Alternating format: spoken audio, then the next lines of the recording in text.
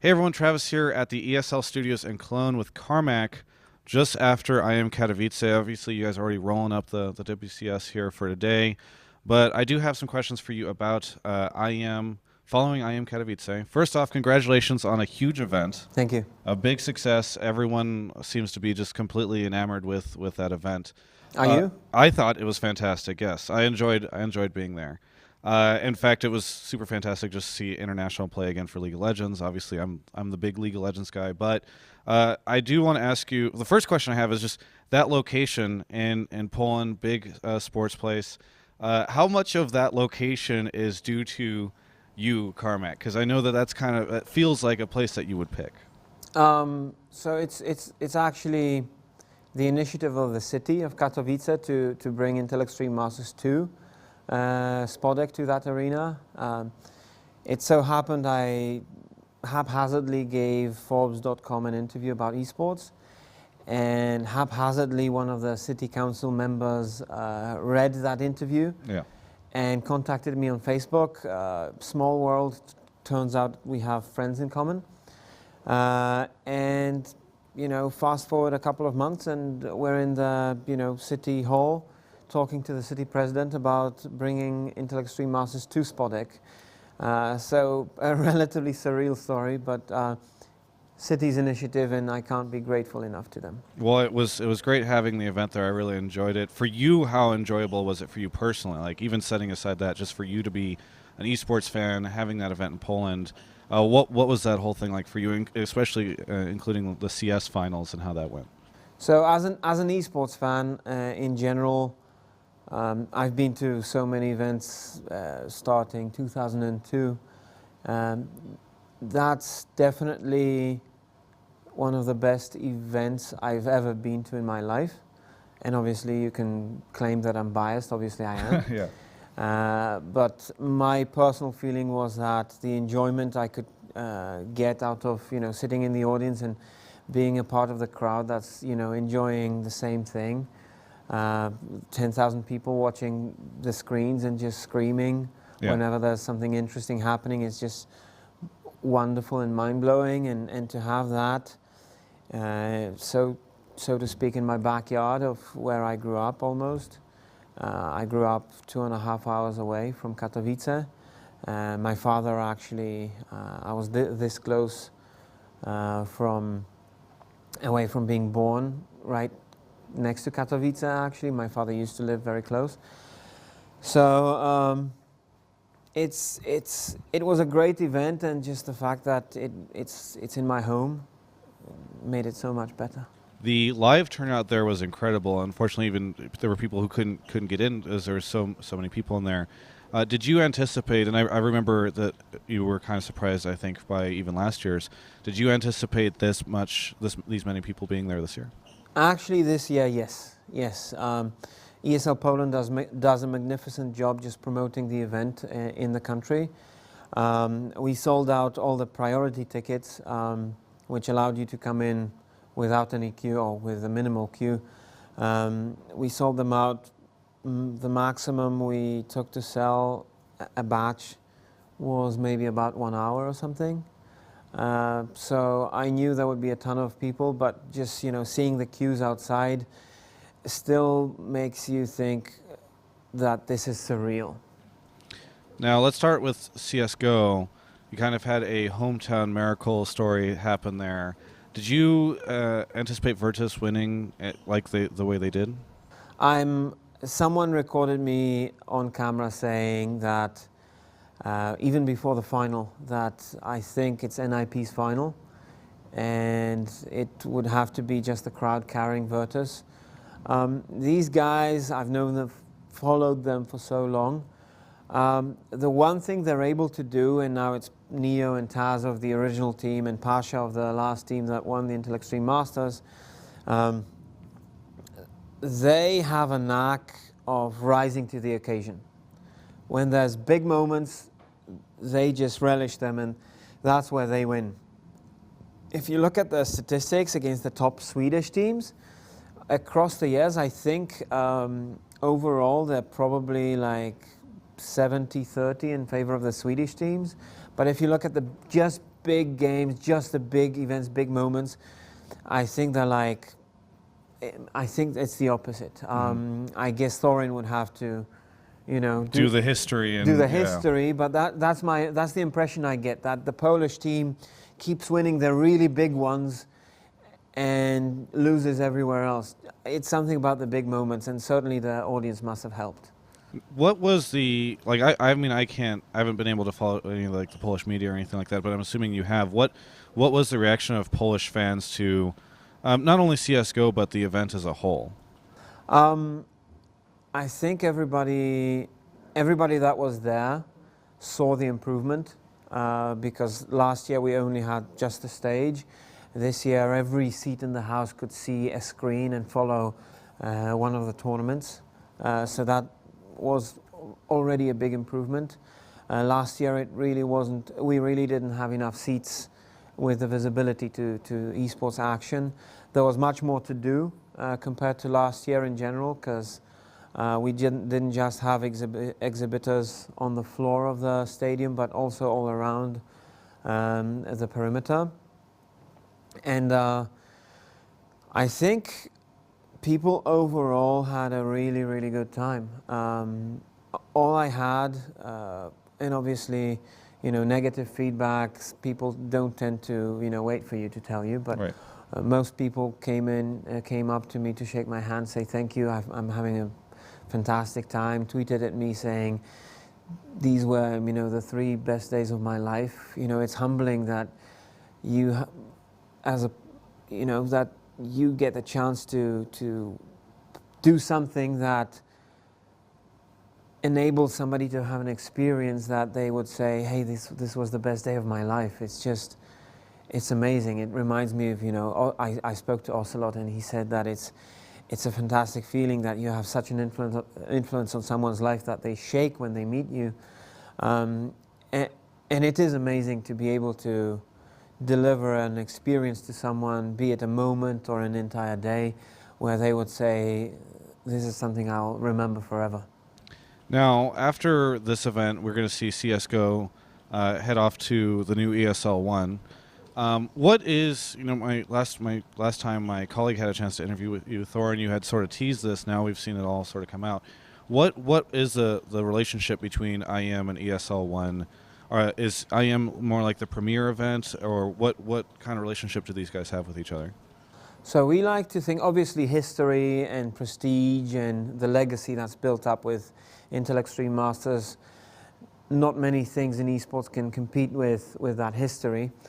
But we like to see these two as brothers. The main difference, aside of the legacy, is the geography of these events. Intel Extreme Masters, by definition, is a global tour and visits China, Southeast Asia, South America, North America. And obviously we need to have games which perfectly fit that type of model. Counter-Strike is one of the major games, again, in esports, which is really fantastic. However, it's not a good fit necessarily for Southeast Asia or China, for example. So that takes away a little bit of opportunity for us to use it in Intel Extreme Masters to the fullest. Therefore, we have created ESL One for Dota 2, actually, and for Counter-Strike, because of globally it doesn't fully fit, and I'm sorry, I just saw a guy I met at Intel Extreme Masters Singapore, and it's a little bit mind-blowing to see a Singaporean here in Germany with us. People showing up for WCS, I know. That's Blisk, by the way, one of the best Singaporean players. Half Polish, half German, if I remember, and lives in Singapore.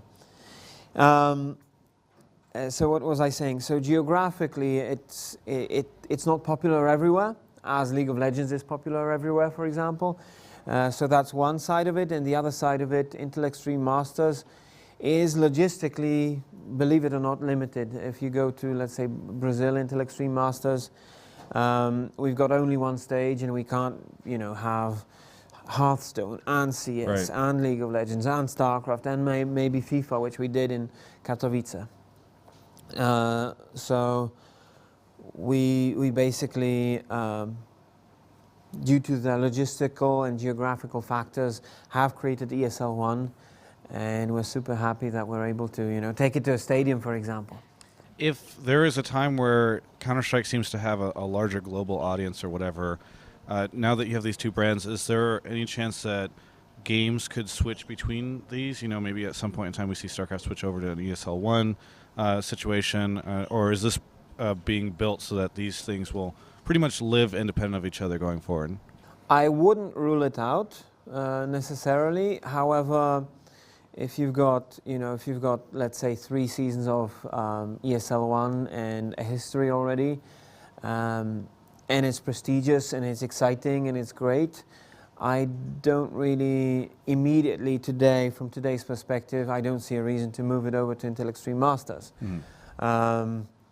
And the other way around, maybe if Intel Extreme Masters has a game, one of the games in Intel Extreme Masters is no longer a good fit in, let's say, Southeast Asia, China, or something like that, maybe then we could run that game on a major level still as ESL One in North America or Europe, or both.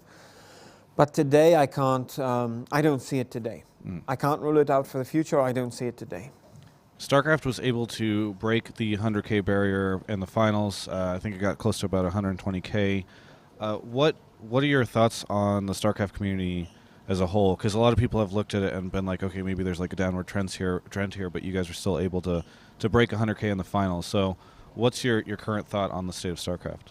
So right now, as far as I know, we were between Twitch and the Asian streams about 150,000 concurrent viewers, which is very big, and I would be happy with it. I'd take it any day of the week, that number.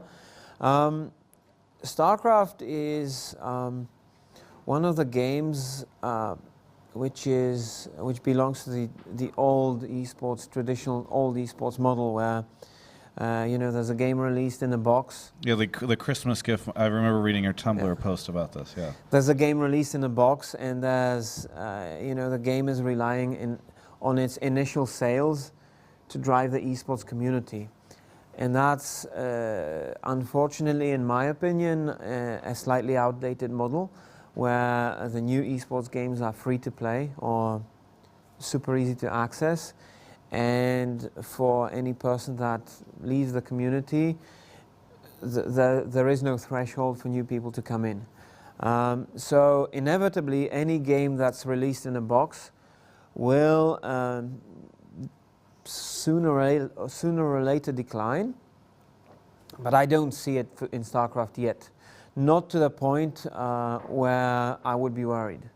So I can tell you right now, Intel Extreme Masters will feature StarCraft 2 next season, and we're super happy to have it. And the streaming results and everything, it's still a very, very good fit for us. And frankly speaking, if I remember the first season we had StarCraft 2 in Intel Extreme Masters, for the very first event we hit, I think, 27,000 concurrent viewers in 2010 in the summer. And we hit something about 70,000 concurrent viewers for the first Intel Extreme Masters World Championship. And it's our highest ever, actually, result, if I think about it. So even though we see a couple of players quitting StarCraft here and there, for Intel Extreme Masters, StarCraft 2 is only improving. Yeah. There was a lot of discussions and a little bit of controversy around the Naniwa situation. He came out and said he hadn't wanted to attend the event or anything. Was there ever a discussion at all about replacing him in the lineup or anything like that for IEM? So on our side, the story is this: Naniwa / Alliance, and I don't know who exactly the referees we're talking to. They typically arrange the travel for players. Naniwa let's say Team Naniwa was it took them the longest to respond for us to book the flights. So right now I'm assuming that they were talking back and forth whether or not Naniwa would go. But we never got any indication that Naniwa wouldn't go to the event at all. From what I know about Naniwa, he needs to enjoy competition in order to perform well, and he hasn't been for some time. And I assume he hasn't practiced or anything, and he didn't have a lot of willingness to compete himself. Now, based on rumors, we can't just go to a player and say, "Hey, we've heard you're not enjoying the game. Why don't we replace you?" It would be quite, definitely not a proper thing to do at all. It feels to me like Alliance with Naniwa decided, "Hey, just take a stab at it. If you don't succeed, nothing's going to happen. No harm done. But you might have a good adventure." I think that's what they together decided. Naniwa, when I spoke to him, when I met him in Katowice, he didn't say, "I don't want to be here." Right. He just said, "I didn't practice." Doesn't have, it's not necessarily doesn't necessarily mean that he didn't specifically want to be there. So I don't have any indication that he was like grabbing onto his door handle. "Don't pull me, don't take me to Poland." It's regrettable that he got so upset that he didn't want to play anymore. I assume you would follow up anyway. What do you think about him quitting the mid-match? Yeah, you could just, in fact, if you want to just take the rest of this interview, it saves me some time. You can just, and then we'll talk about League of Legends and that kind of thing. Okay. So, I find it somewhat. I think he got, he thought, "I want to go in and cheese, and I'm going to try to win like that." And then Funka, the observer, he told me that SCV was queued up for that scouting route before the audience noticed it. And then the audience made and Naniwa basically saw, "Oh, damn it, I'm going to lose this because he scouted me." And I heard the audience, I think he was looking for some kind of escape mentally, some kind of excuse. You can hear some kind of buzz, but at the same time, it's exactly the same booth which was adequate when he took second place in New York City. It's exactly the same player booth. He had no complaints there about it.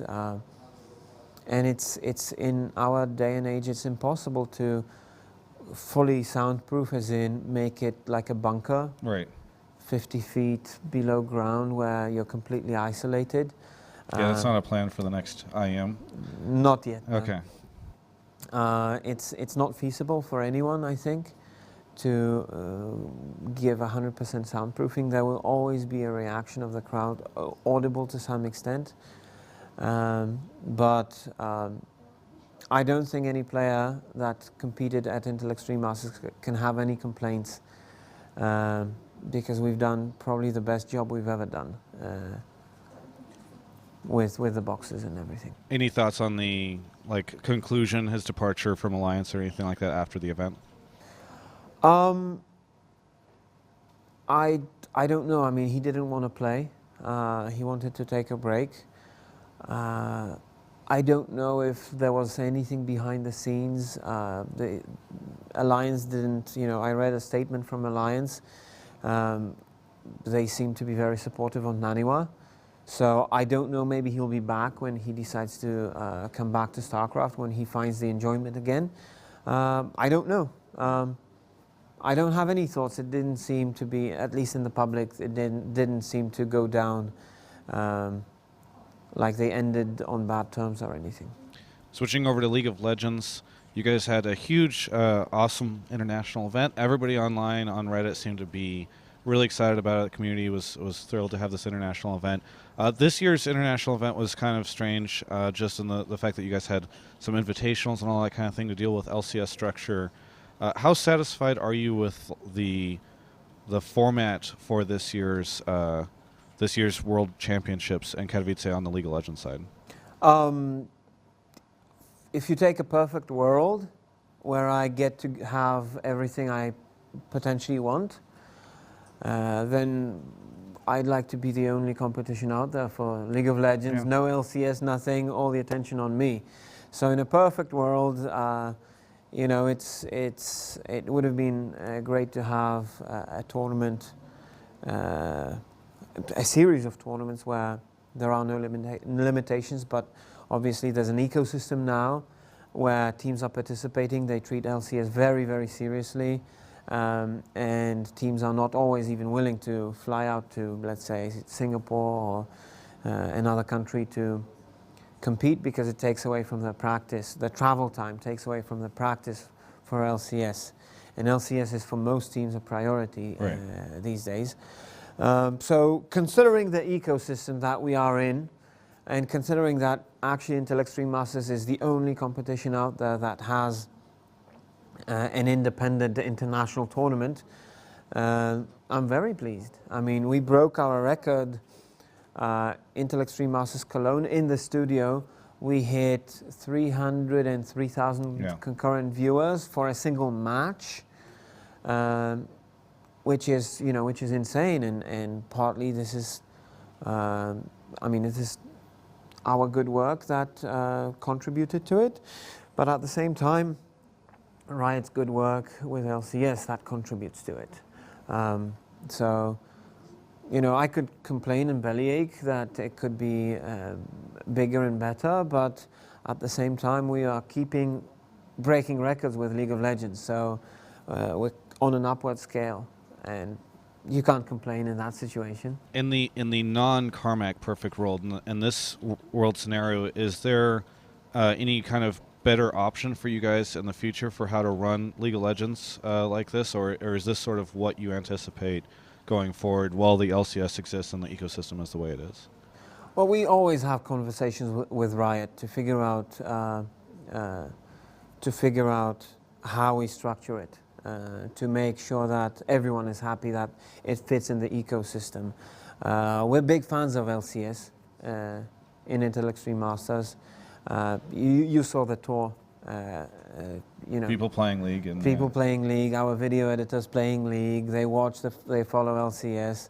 Many of them have, you know, had a hand in some LCS Europe work. And I like to think people at Riot are fans as well of Intel Extreme Masters. We had, you know, emails congratulating us on a great event. We've had, you know, Mark Merrill tweeting about the event as well. So I know both sides want to do League of Legends for Intel Extreme Masters next season. We're going to have to find a solution where, you know, the ecosystem that they have built, Riot have built, isn't thrown out of balance, and a solution where we have we retain a degree of our, you know, our prestige. The trophy in Katowice to be picked up, it's a prestigious trophy. It's got great names. I mean, CJ Enters, Katie Bullets, Gambit Gaming, Moscow 5. Yeah. On the trophy, it's a legacy as well, and we need a, you know, a championship worthy of that legacy. So I don't see us doing anything tiny for the next World Championship. I see us having, you know, not really major, but really fun and good competitions for the events leading up to the World Championship. But honestly, we haven't had the conversations with Riot yet. Yeah, you just finished IEM, so I'm sure it's time to start a new discussion. So we need to figure out, we need to know what their plans are for the next season after the current one.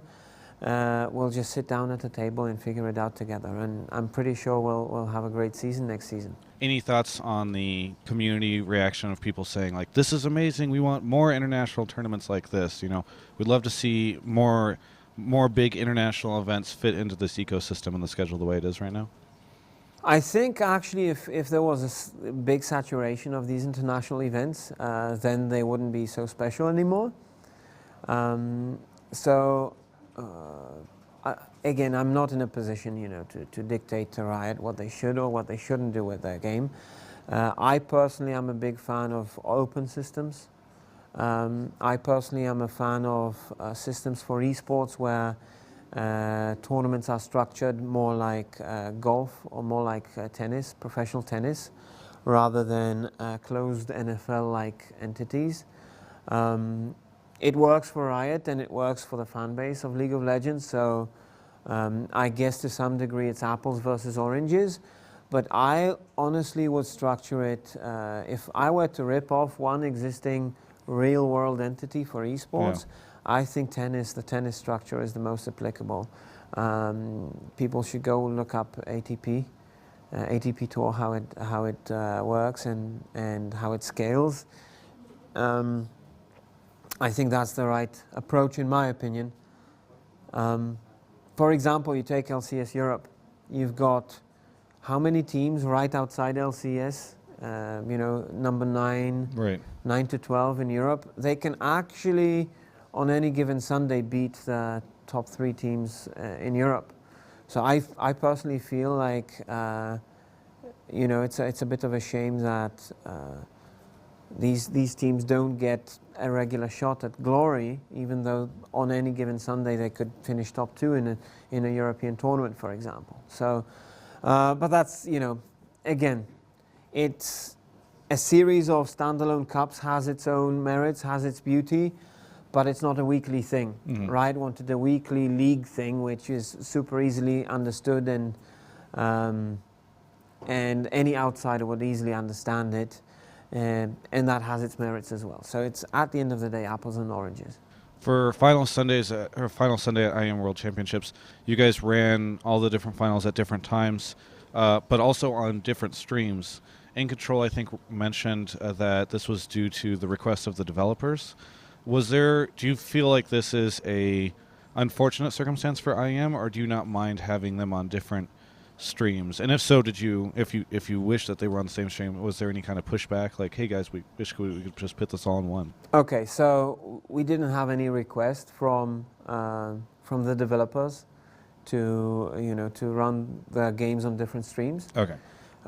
So that's simply not true. However, what is true is that, obviously if you're Blizzard, and if you logged into StarCraft, there was a big thing said, hey, watch IEM. Right, the embedded here. link, yeah. Nobody at Blizzard would want somebody to click that link and find people watching League of Legends, and nobody at Riot, I assume, would want anyone to click the link to the stream and find a StarCraft game. That's natural and understandable. That's, I wouldn't want the IEM website to click and watch the IEM, and somebody finds themselves watching, I don't know, an MLG or a DreamHack. I think it's a perfectly understandable situation. So if we wanted to run the finals on one channel, we could have easily done it. We simply probably wouldn't have been promoted to the extent that we were in game. Mm-hmm. Probably it would have been like just turned off for that specific time frame, as opposed to the whole day or the whole weekend. Yeah. So there was more value in us having promotion the whole weekend than, oh, okay, so this game is done now, we can promote. Right. It's probably, we reach fewer people like that. The final game that was kind of secretly on that last day was Hearthstone. You tweeted afterwards that you were really excited about Hearthstone and that you expected to see it at IEM next year or the next season. What specifically really enticed you there? And do you think it's like an exciting competitive title? I strongly believe, regardless of what people say, okay, this game doesn't have skill, that game doesn't have skill, this game has more skill than my game, so maybe that game's better, or this game has less. Like, that type of argument, I don't buy it. If there are, have you seen the film Rounders? I have not. I will, though, now that we've seen this. It's a poker film where a young, talented law student is trying to be a professional poker player, and he says a line, how come there are consistently the same guys at the final table at the World Series of Poker. They must be the luckiest guys in the world. Poker has reputation for being random, or you need luck to win at poker, but you have consistent winners. So any game which has long run consistent winners is a good game in my book. It doesn't matter what game it is at the end of the day. So what I'm trying to say with Hearthstone, it's a good title.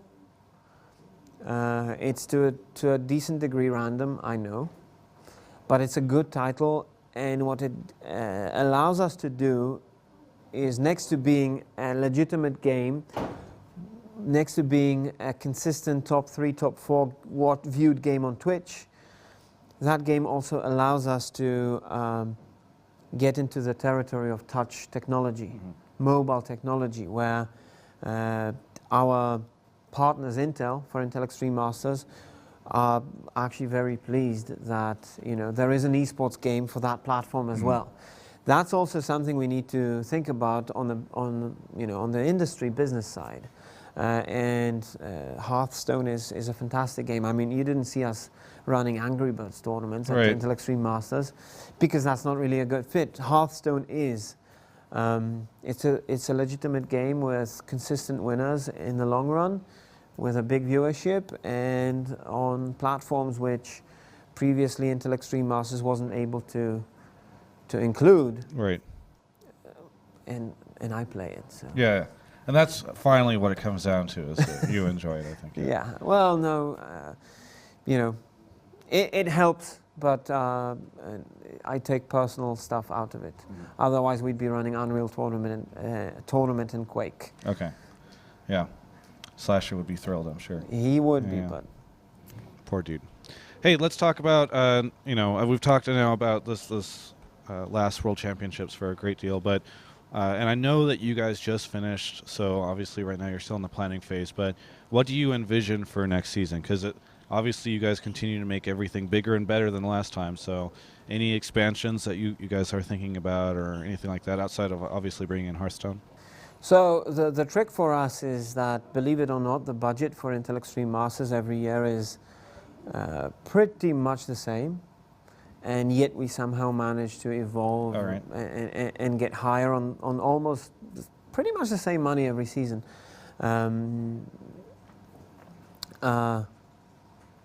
So we want to still evolve. We want to still be better.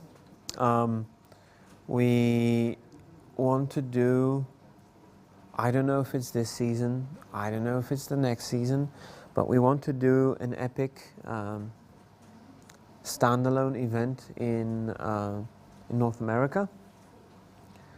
The first one probably wouldn't be Katowice epic, but we want to try to see if the Katowice model can work outside of Europe, outside of Poland, if it can work and be successful for us the way we run it in North America.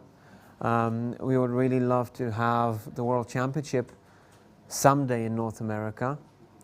I'm not making any promises, definitely not next season. Okay. Maybe 2 seasons after that. 2 seasons from now, maybe there would be the World Championship in North America. But we are not tied, we're not tied. We're a European company at its core, but we're not tied to Europe. We want to go elsewhere and deliver that level of epicness elsewhere as well. So the only thing I can kind of reveal or promise at this stage is that we are working on having more and more Katowice-like events for Intel Extreme Masters around the world. And it's never easy. As I said, the money we work with is from season to season similar. But if the opportunity is there to run a good Katowice-like event, or maybe slightly smaller proportions, but good, successful, standalone event, we'll jump on it, we'll be there, we'll make it happen. As an American, I have to ask, just because of what you just said, obviously World Championships, maybe not next season. Is there a chance that we could see something other than IEM New York happening in North America next season, though, even if it's not the World Championship? Something maybe standalone, something somewhere, LA, something like that. All right, fair enough. I had to try. Be nice not to hop on a plane and fly across an ocean to get over here to do something like that. Well, it's educational. I mean, you should inhale all these foreign cultures and beer and come back a wiser man. That's true. It does. It helps. Sometimes it'd be cool. Maybe you guys could come over and see some of our culture and inhale that too, and some of that LA smog. It's great. I every time. I actually look forward to going to Macy's every time I go to the US. Yeah, that's shopping is a great experience in the US. I don't know if I feel like I could show you some cooler places than Macy's. It's kind of just a random place, you know. Random place, not random place. We have, in fact, in Santa Monica, we have a promenade that's just awesome shopping. So if you just wanted to put the next large IM event like in Santa Monica or right nearby, so that I could just drive there, that would be great, and I'd take you shopping. I'm familiar with it. Yeah. Oh, you visited, right? I'm sure so. Man. I actually used to work for a company called GGL, and it was literally across the street from the Riot offices. Okay. So I know the area quite well. Yeah. But shopping and food in North America is. Hey, just because Slasher will yell at me if I don't follow up, you said that you haven't seen too much of an increase in the budget for IEM from sponsorships and stuff over year. I'm just kind of surprised. You haven't found maybe more sponsors or sponsors willing to give more money, just as we've seen eSports grow dramatically? I mean, even the infograph that we were releasing from you guys has shown just like dramatic year-over-year growth. So is there hasn't been any kind of budget increase to compensate? No. Our budget is rising every season, but from season to season. So if you say, hey, this season for Intel Extreme Masters was, let's say, 30% better, our budget probably rose by 12-15%. Okay. So I like to think that our improvement is more rapid than our budget increases. Obviously, we've got fantastic supporters in HyperX. We've got fantastic supporters in BenQ, Cooler Master, and obviously Intel has been with us for 8 seasons, and there is more and more money in the ecosystem, but their wallets are not made of rubber either. So my point was that we can't, it doesn't work that in a way where we go, okay, we beat our previous record by 120%. You give us 220% of what you gave us last season. It just doesn't work like that. Very good. Well, I hope that we get to see a North American event next year, so we can go shopping together. Do you have anything that you'd like to say here at the end? Because I'd love to give you the chance to reach out to all those huge Carmac fans out there, IM fans, ESL fans, etc., who tuned in at Katowice and were thrilled by what they saw. It's just, again, I want to come back to the point I made previously. It's evermore. Is that? I'm spoiling the shout out.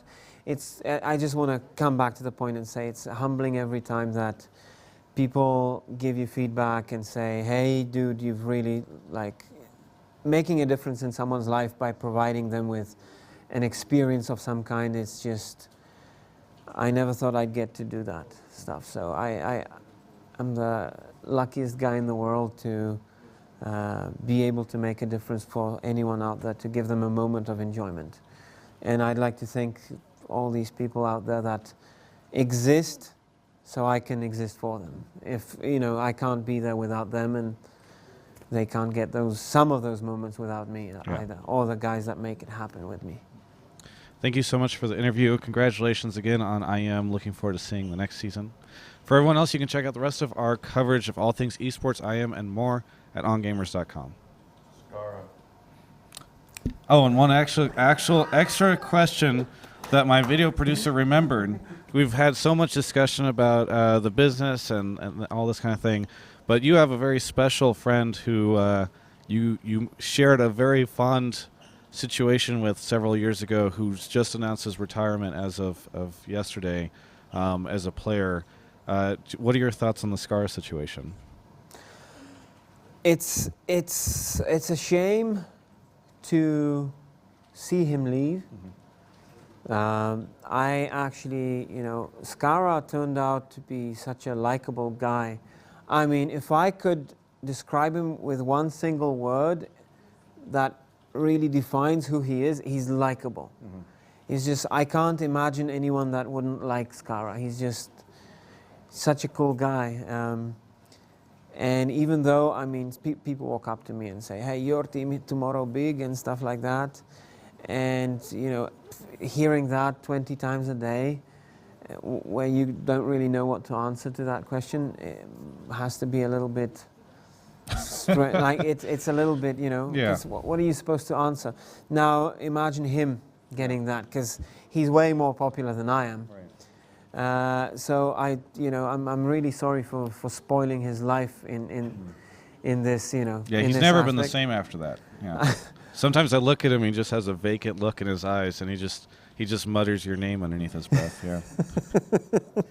No, I'm pretty sure I made his life worse in some way, and I'm sorry for that. But it's a shame to see him not play anymore, because it's like he's he's been a big part of my League of Legends world. And every time I get to interact with him, he's got a big smile for me. He's still a pinch of distrust, but generally the big smile is what I remember. That'll never go away. So I'm really going to miss him, and I hope he sticks around. I know he's a fantastic commentator, actually. I hope he transitions to being a pundit on LCS. That's where I would love to see him. Well, hey, by the way, along those lines, you very frequently, or at least IEM has brought in a couple of League of Legends pros. We've seen St. Vicious now, Crepo, Froggen. Any chance that you would reach out to Scarra? We actually have reached out to him. We wanted him. We wanted St. Vicious for Katowice. But it didn't pan out. Yeah, LCS and stuff. So it simply didn't pan out. But we wanted to have them, and Scarra, St. Vicious, these are two names which I will be emailing about potential work for next season for Very Intel good. Extreme Masters. Well, thank you. William, that's a promise. Now for the real end. You can check out the rest of our coverage of all things esports at ongamers.com.